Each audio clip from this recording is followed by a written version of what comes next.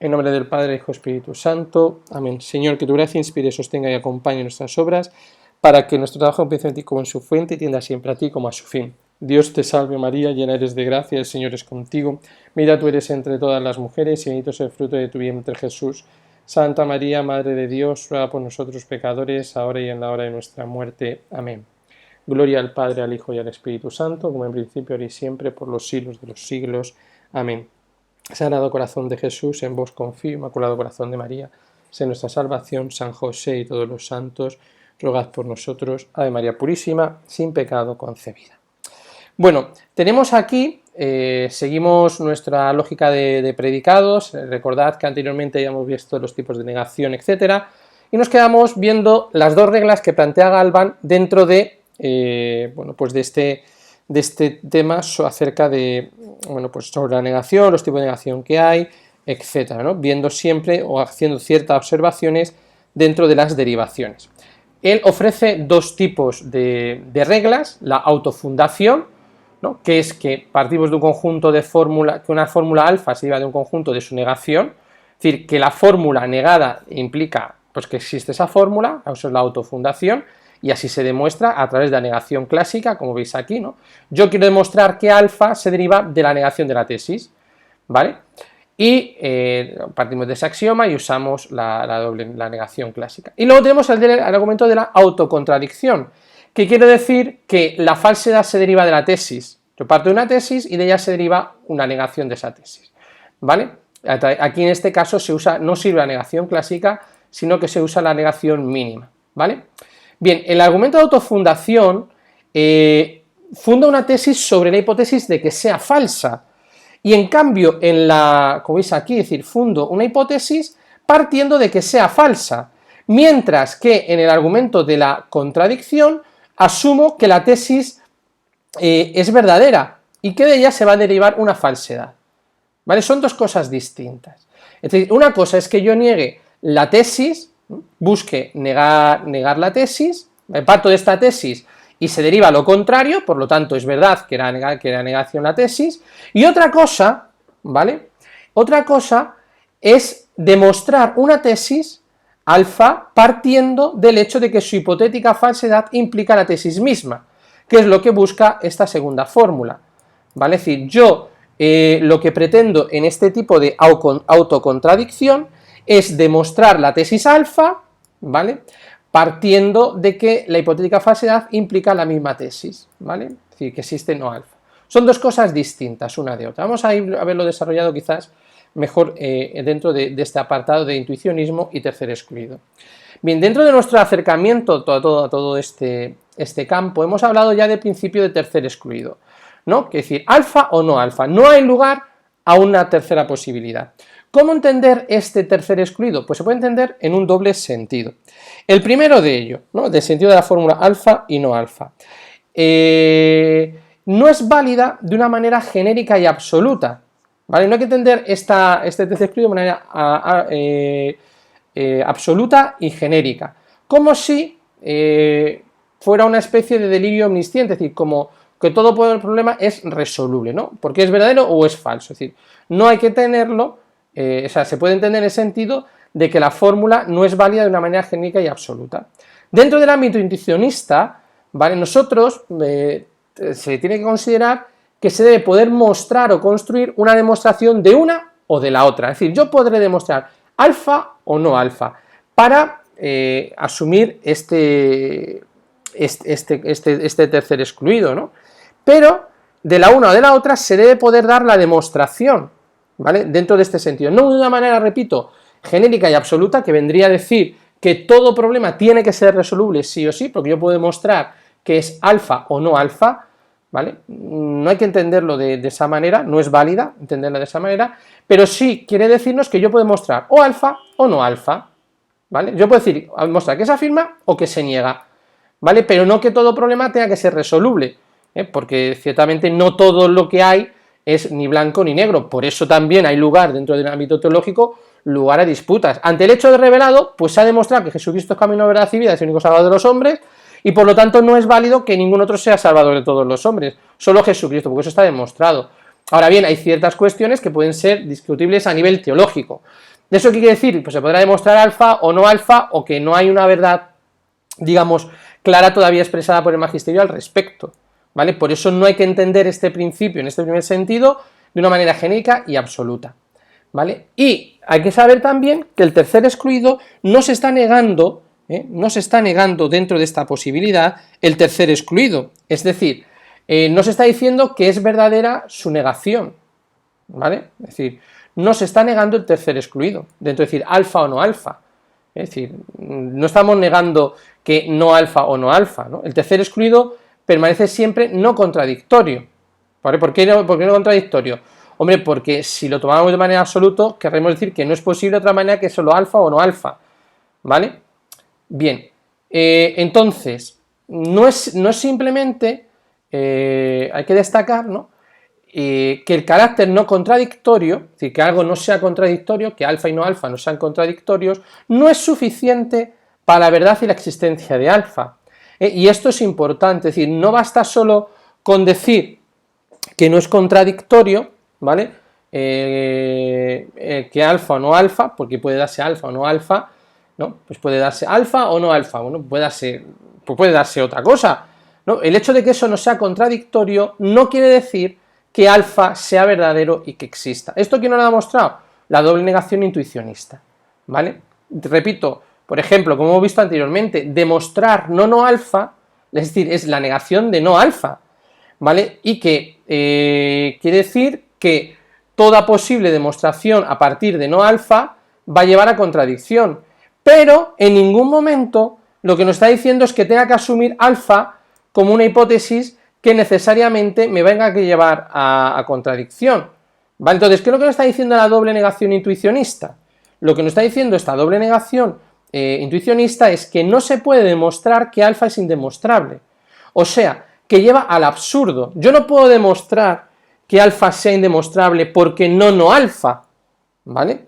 Es decir, una demostración lo que hace es afirmar y demostrar alfa, y que alfa no sea contradictorio, pero no a partir de la negación de su contrario. Es decir, yo no voy a demostrar la indemostrabilidad de alfa demostrando que no alfa, ¿no? Estoy diciendo no alfa, estoy diciendo pues que es similar a alfa, pero yo no estoy diciendo que sea indemostrable, o que lo tenga que demostrar.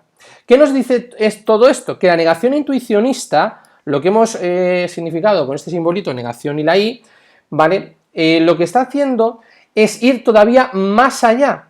Entonces, esta negación intuicionista no salva las premisas, como hacía la lógica clásica, de que salvaba un poco las premisas. No, en este caso no.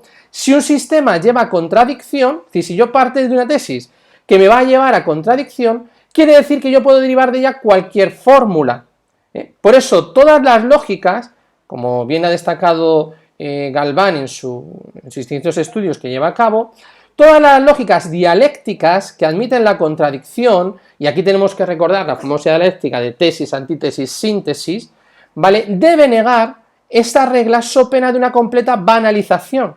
Es decir, toda regla, toda lógica que quiera conocer la verdad, toda lógica que usen la dialéctica en su entorno, ¿vale?, tienen que negar la regla a so pena de caer en una banalización. ¿Qué es lo que nos estamos definiendo? Es decir, que deben defender su consistencia interna, no permitiendo derivar cualquier cosa o proposición o conclusión a partir de la contradicción admitida. Es decir, no porque a partir de esta proposición que hay una contradicción yo tengo que inferir necesariamente la afirmación de la tesis, no, sino que puedo ir todavía más allá, ¿no? Todo este estudio lo desarrolla Galván en un libro que, bueno, sí, yo os aconsejo de leer porque es bastante interesante. El problema es que, bueno, la tenéis ahí en otro idioma distinto al vuestro.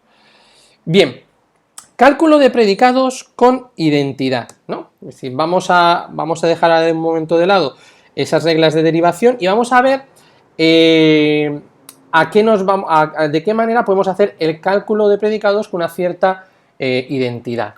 Bien, nosotros, dentro de lo que son el alfabeto y las reglas, podemos añadir un predicado pues del todo especial, ¿no?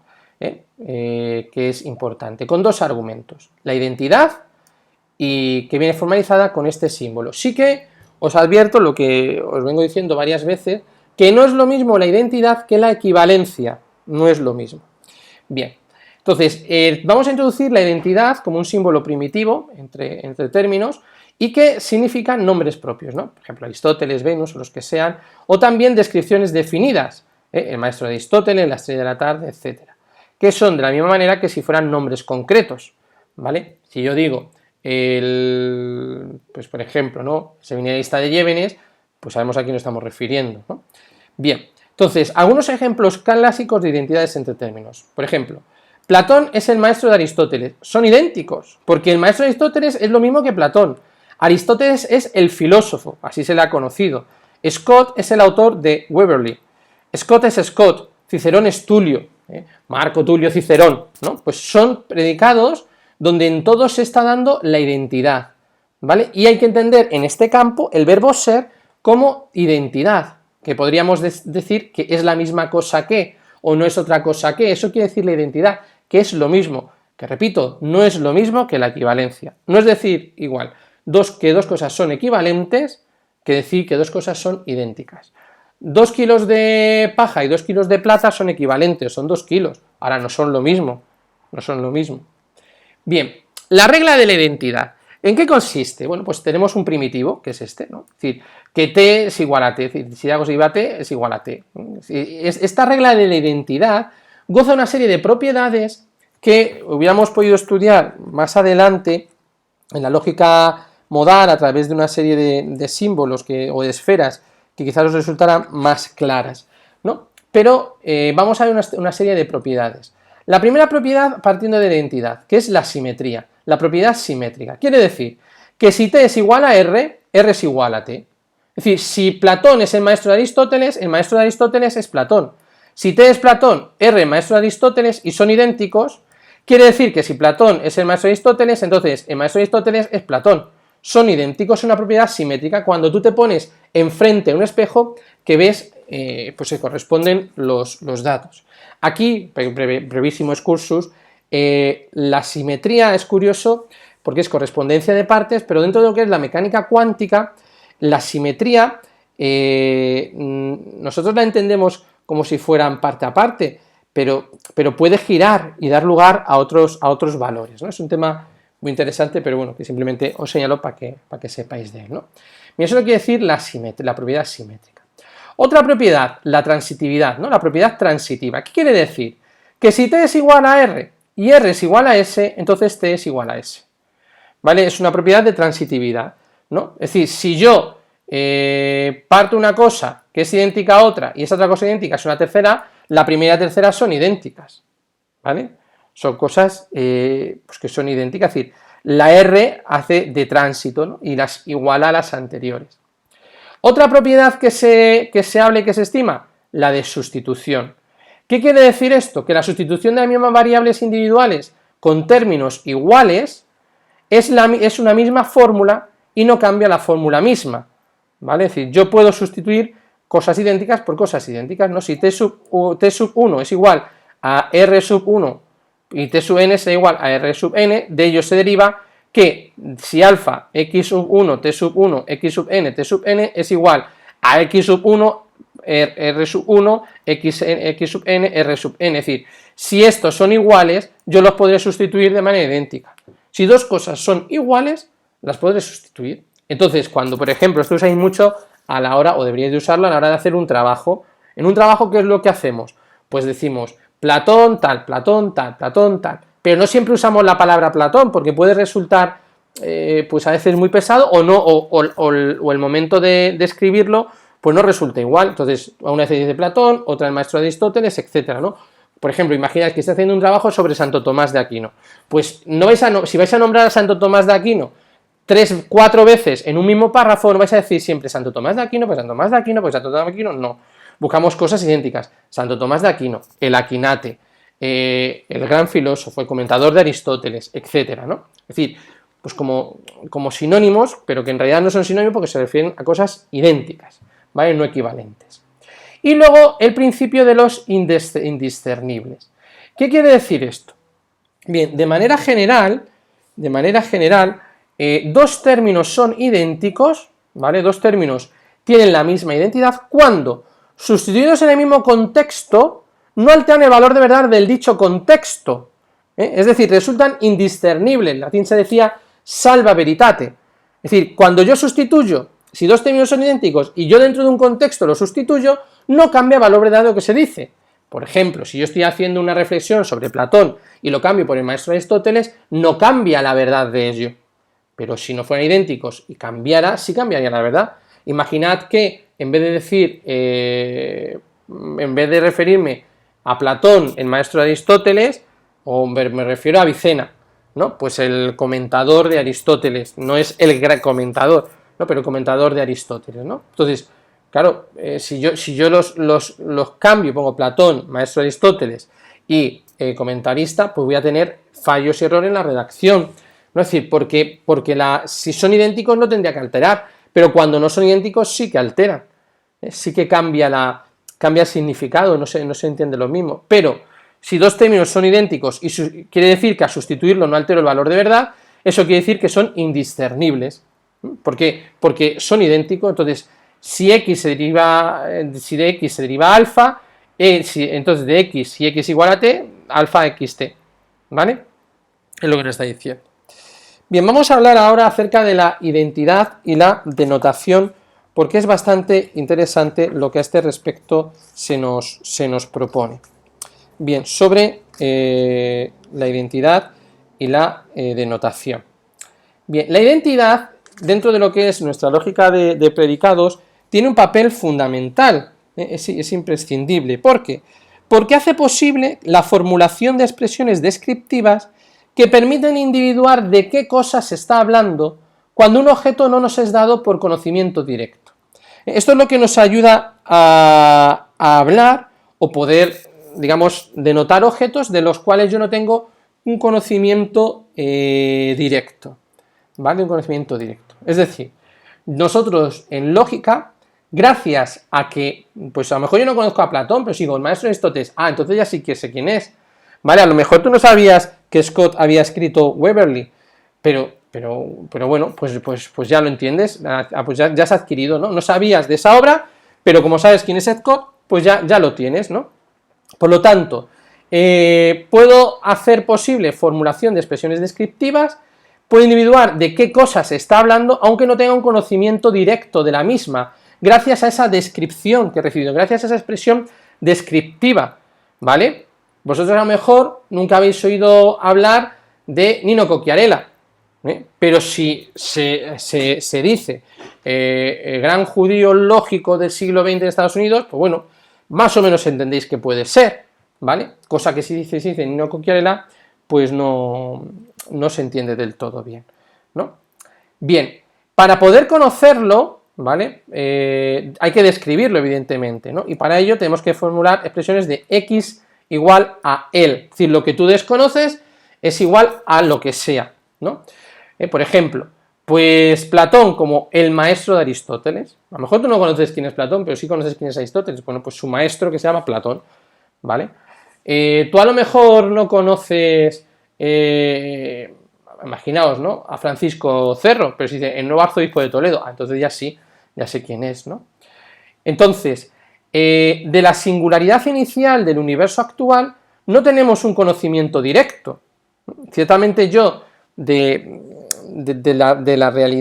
inicio de lo singular, ¿vale? De todas las cosas que de lo singular no tengo un conocimiento directo de todo, sino que siempre vamos a intentar hablarlo con un conocimiento descriptivo, ¿no? Por ejemplo, el punto Z tal que, ¿vale? De esto ya lo trató Russell en un ensayo bastante preciso, on the notching, y bueno, en otros diálogos con Frege pues también se habla. Entonces, ¿qué podemos distinguir o sacar en claro de estos discursos? Primero, que en el lenguaje natural usamos muchas expresiones que Russell va a llamar sintagmas denotativos, ¿vale? Denotar, acordaos quiere decir referirse a, ¿vale? Entonces, esas expresiones, que son los sintagmas denotativos, dentro del lenguaje natural, de algo que nos es dado presencialmente y que podemos llegar a alcanzar a través de ese sintagma denotativo, es decir, de a qué se refiere. Por ejemplo, si yo hablo de un hombre, algún hombre, cualquier hombre, todo hombre, el actual rey de Inglaterra, el actual rey de Francia, el centro de masa del sistema solar en el primer instante del siglo XX, etcétera, pues son sintagmas denotativos. Todos pues vienen a referirse a algo del cual yo no tengo una presencia directa.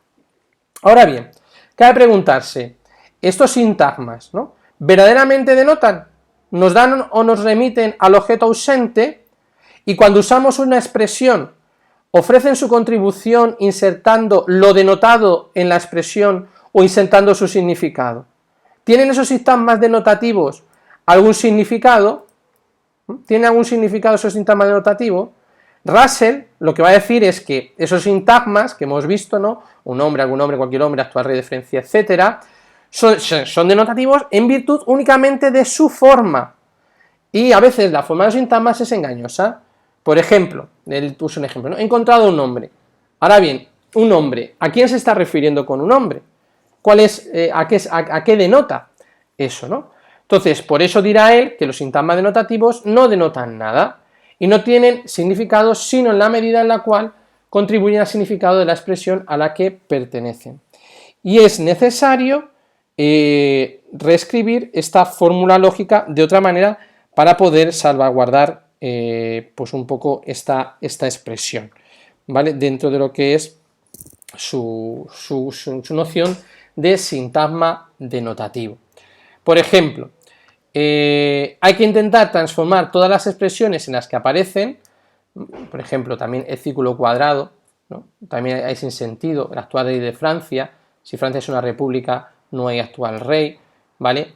Bien, entonces hay de algunos de ellos que son verdaderos y otras que son falsos. Entonces, todo esto lo que nos hace es hablar de poder reducir todas las proposiciones a formas en las cuales están ausentes, es decir, hay que intentar quitar esa falsedad en fórmulas, en una nueva fórmula, una forma en la cual no haya lugar a esa duda, a esa variación, ¿vale? Y vamos a ver en breve cuáles son estos sintagmas denotativos que nos pueden inducir a error. Por ejemplo, dice Russell, ¿no?, sea phi de x una fórmula cualquiera y x una variable cualquiera que la constituye. Cuando en la expresión aparecen los tres tipos principales de sintagmas, que son todo, nada, alguno, lo que en realidad estamos diciendo es, para phi de x, cuando phi es todo, queremos decir que siempre es verdadera. Cuando digo phi de nada, quiero decir que phi de x es falsa, que es falsa, eso siempre es verdadero. Y cuando digo phi de algo es que a veces es verdad y a veces es mentira, ¿no? Si digo todos los hombres son mortales, si digo todo siempre tiene que ser mortal. Si digo nada, es que siempre es falsa, y es verdad que siempre sea falsa. Y mientras que digo algo, es que es falso que phi de x sea falsa, es siempre verdadera, porque a veces podrá serlo, ¿vale? Entonces, ¿qué es lo que hacen estas tres expresiones?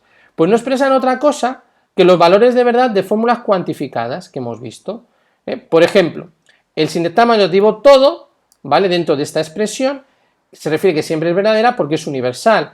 El nada, ¿vale?, quiere decir que no tiene ningún valor de verdad. Y algo, ¿vale?, quiere decir para algún valor de verdad que no siempre es falso, ¿vale? Y lo podremos decir dentro de lo que es nuestra lógica estándar, ¿no?, pues de la siguiente manera. Para referirnos al todo, lo haremos de esta manera: para todo x, phi de x.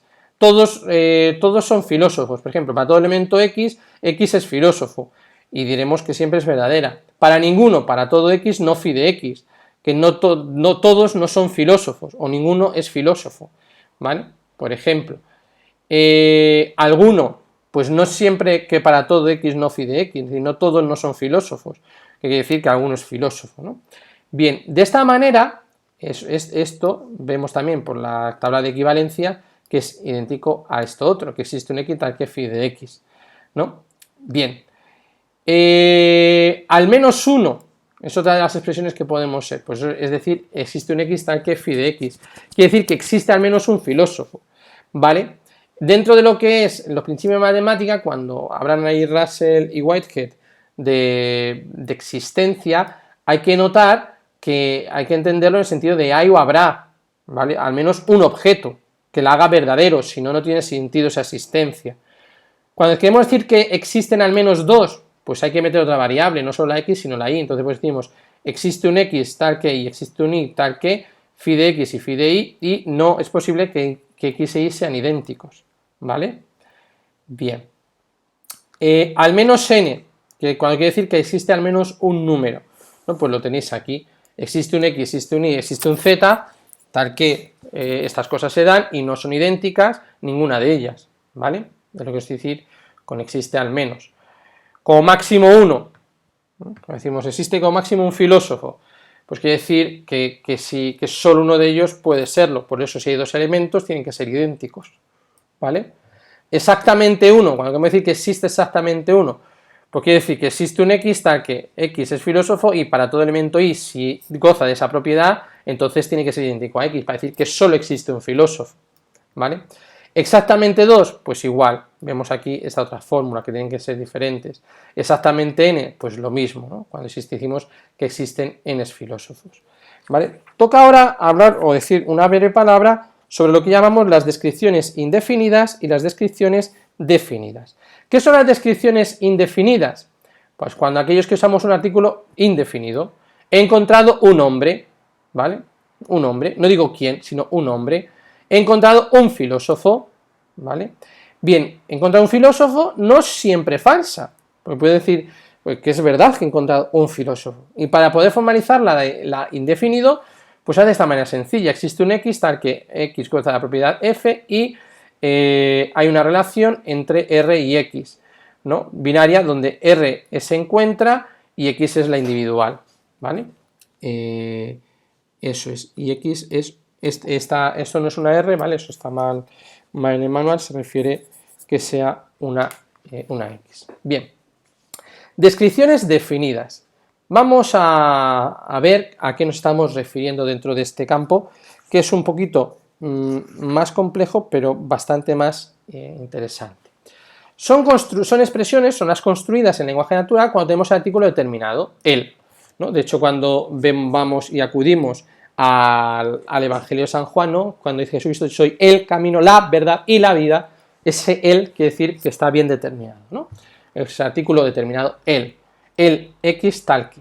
Y son útiles porque al tomarse de manera de nombre propios, ¿vale? Tienen todas las expresiones idénticas entre ellos, ¿vale? Son todas aquellas que subyacen dentro de definiciones asociadas a un nombre, por ejemplo, Platón, el maestro de Aristóteles, ¿vale? Donde hay una identidad entre el nombre y la descripción, que de ellas se da, ¿vale? Entonces, cuando yo digo el centro del masa del sistema solar, ¿vale? Estoy haciendo una aserción de identidad, ¿no? Que es el punto ideal en el cual convergen, en el que suman, etc., ¿no? Entonces yo digo, Aristóteles es el filósofo. ¿Cómo puedo yo sistematizar o formalizar esto? Si F, que decimos decir que es filósofo, quiere decir, o quedaría simbolizado de la siguiente manera: existe un elemento X tal que X es filósofo y para todo elemento Y, si goza la propiedad de ser filósofo, Y es igual a X y A, que significa Aristóteles, es igual a X. ¿Vale? Esto sería la formalización de decir Aristóteles es el filósofo, ¿vale? Pero, ¿qué quiere decir esto? Que no es siempre falso para X, que X es un filósofo, y para Y es siempre verdadero que sí es filósofo, entonces Y es idéntico a X y A es X, ¿vale? Se refiere a el filósofo. Bien, hay un filósofo que es único y que se llama Aristóteles, es lo que nos vendría a decir esa expresión. Ahora bien, esta expresión se puede tomar como denotando una clase de un solo miembro, la clase, pero las clases tienen varios miembros, como hemos visto ahí, ¿no?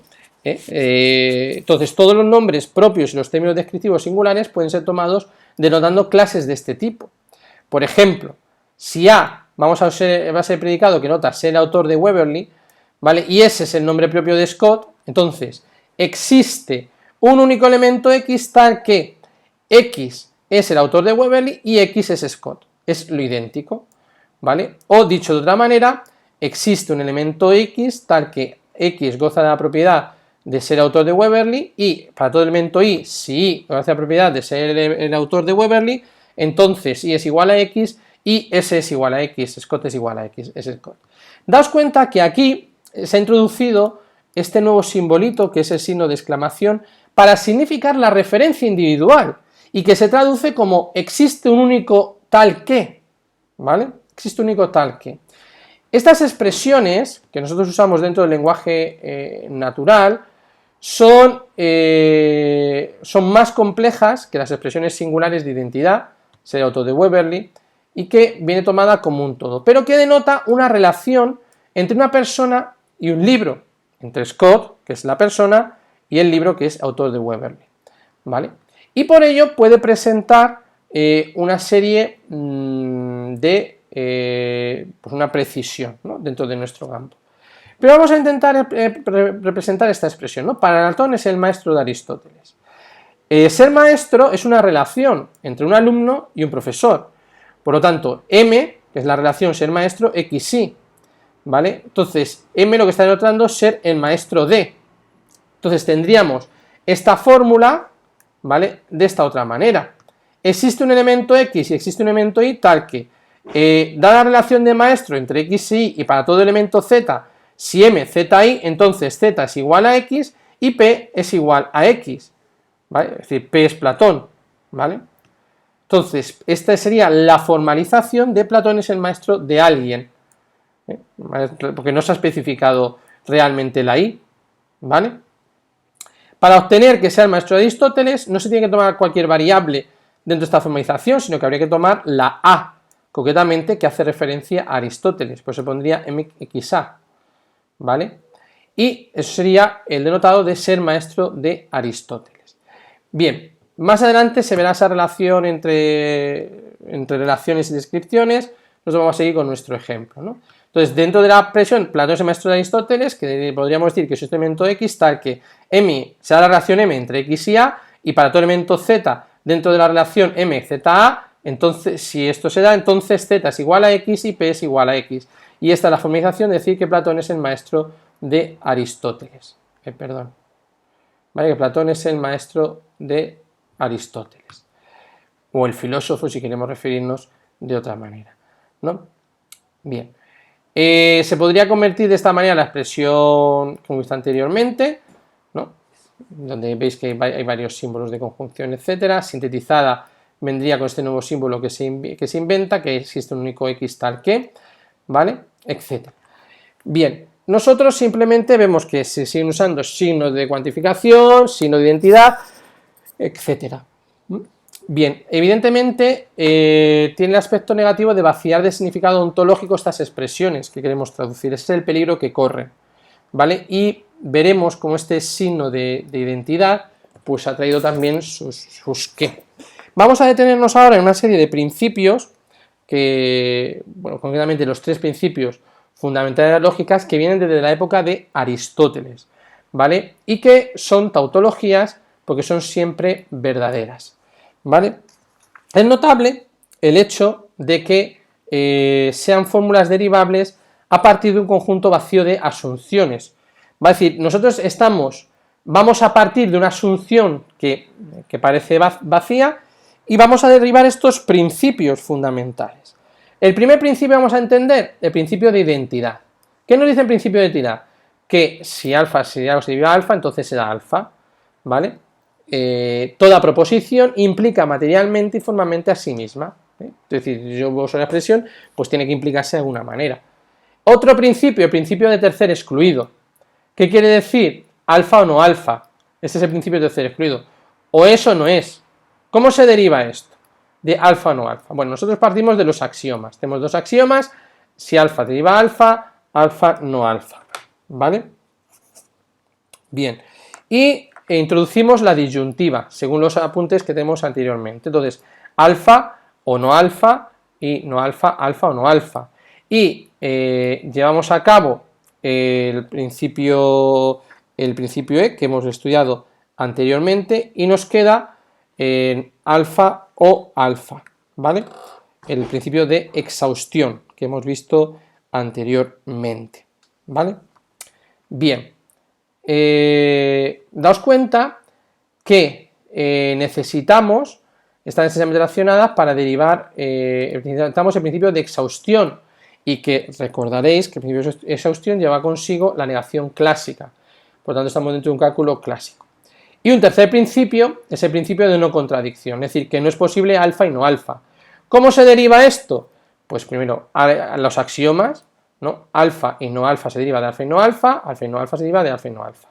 Eliminamos la conjunción en el consecuente y entonces nos queda alfa y no alfa se deriva no alfa y no alfa se deriva alfa, y usamos la negación mínima y tendremos que no es posible alfa y no alfa. Esto hace verdadero esta expresión, ¿vale? Que veis aquí que se está llevando a cabo.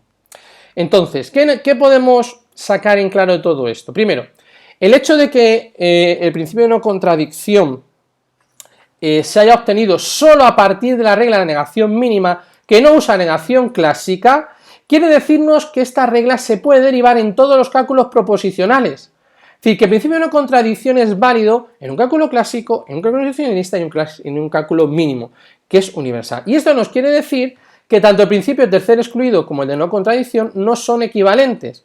¿Por qué no son equivalentes? Porque el de tercer excluido llevaba consigo la negación clásica, y aquí en el no contradicción no lleva negación clásica, sino negación mínima. Nos quiere decir que no es igual decir que no se puede ser y no ser a la vez en el mismo sentido, que decir que alfa o no alfa, no es lo mismo. Esto es importante y esto solo lo podemos ver a la luz de la formalización entre la negación clásica y la negación mínima, o también, si se viera aquí, la negación intuicionista.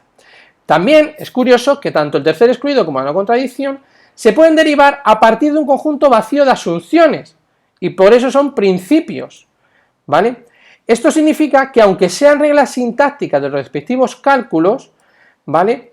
El tercer excluido es solo de cálculo clásico, sin embargo, de ellas no se puede derivar nada, no pueden ser puestas como premisas en ninguna derivación de reglas, porque son principios. Los antiguos sabían bien esta propiedad y por eso hablaban de los primeros principios, porque no tienen asunciones, porque si tuvieran asunciones no serían primeros principios.